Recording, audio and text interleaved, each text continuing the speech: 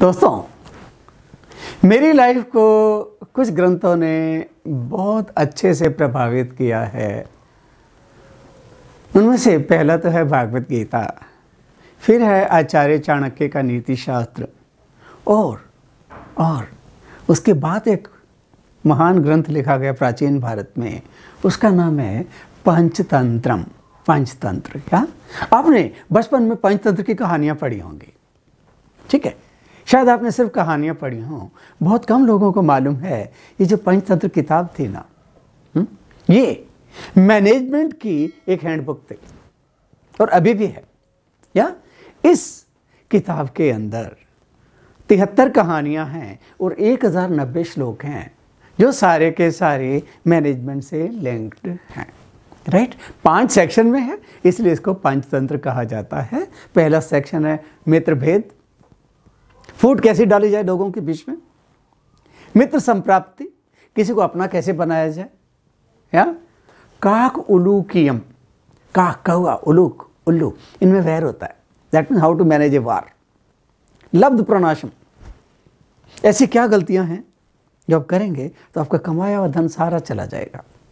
और 5वां सेक्शन है अपरीक्षित कारकम, foolish act, how to avoid such things.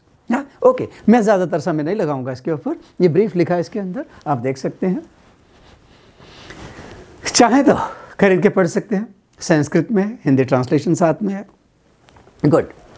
जो एक महान लर्निंग मेरे को मिली इसमें से, कॉस्टिंग के ऊपर। एक आम आदमी को कॉस्टिंग की क्या ज़रूरत है?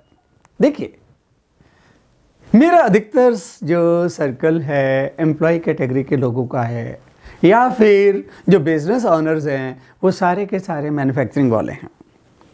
मेरे सर्कल में ट्रेडर ना के बराबर है। चलो कोई बात नहीं, इट्स ओके। या एक मैसेज देना चाहता हूँ मैं ऐसे सभी लोगों को जो मैन्युफैक्चरिंग वाले हैं, जो एम्प्लॉयज़ हैं, क्योंकि ट्रेडर तो मेरे सर्कल में है नहीं, होता है जो बैठे हैं आप में से कुछ, वो भी सुन सकते हैं। या पहले सेक्शन में 13वां श्लोक है कॉस्टिंग के ऊपर। क्या लिखा है? पण्या नाम गांधिकम पण्यम किम अन्य कांचनादि भी यत्र एकेंच यत् क्रीतम तत्शदेन प्रदेयते। पण्या नाम, व्यापारों में, गांधिकम पण्यम, गांधिक, द ट्रेडर इन फ्रेग्रेंसेस, उसका व्यापार सबसे श्रेष्ठ है। इसके सामने तो गोल्ड का व्यापार भी कुछ नहीं है। वाई? यत्र एकेंच यत् क्रीतम, जहां 1 रुपए की खरीदी हुई चीज को तत् शतेन प्रदेयते, आप 100 में आसानी से बेच सकते हैं। कैसे? सिर्फ कुछ एक ट्रेड्स ऐसे हैं जिसमें बायर कभी आपकी कॉस्टिंग नहीं कर सकता। So there you can make huge profits. Panchatantra में गांधिक, इत्र फुलेल के ट्रेडर को बोला गया, गांधिक फ्रेग्रेंस के ट्रेडर को। आज भी देख लीजिए जो कंपनियां इस ट्रेड में हैं, दे मेक ह्यूज प्रॉफिट्स। और क्या क्या है ऐसे? मेडिसिन्स, केमिकल फार्मुलेशंस, कभी भी कस्टमर आपकी कॉस्टिंग नहीं कर सकता। कॉम्प्लेक्स इलेक्ट्रॉनिक्स, और अगर कस्टमर इंसिस्ट करे तो आप फ्लैटली कह सकते हैं, sorry this are technology secret, we can not reveal. लेना है तो ले, कस्टमर लेगा, उसके पास कोई चॉइस नहीं है।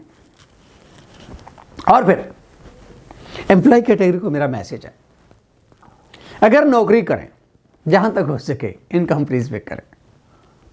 आप प्रोफेशनल्स हैं, कंसल्टेंसी में जाइए, कोई कॉस्टिंग नहीं कर सकता आपके काम की, आपके मैन आवर रेट की कोई कॉस्टिंग नहीं कर सकता।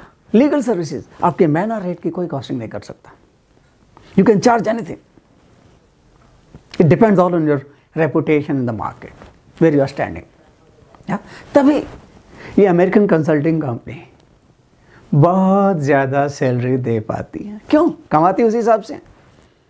या तो नौकरी ज्वाइन करने से पहले सोचें कि जिस एम्प्लॉयर को मैं ज्वाइन करने जा रहा हूँ आफ्टर ऑल बनाता क्या है। या अगर वो कोई ऐसी चीज़ बना रहा है जिसमें कस्टमर सीधी सीधी कॉस्टिंग कर रहा है, ये कंपनी आपको कभी भी अच्छी सैलरी नहीं दे पाएगी, नेवर।